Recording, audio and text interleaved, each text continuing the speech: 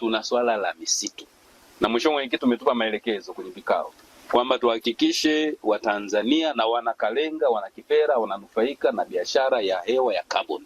Nikuhakikishie tutakuwa tayari kuhakikisha kwamba jimbo lako mwenyekiti linakuwa la mfano na waheshimiwa wabunge wa kamati hii wakati tunaendelea kwenye maeneo mengine katika nchi yetu. Kwa lazima tuendelee kufuatilia, mkurugenzi huko hapa na wataalamu, tuanze kufuatilia kwa karibu kupitia kituo cha kuratibu carbon.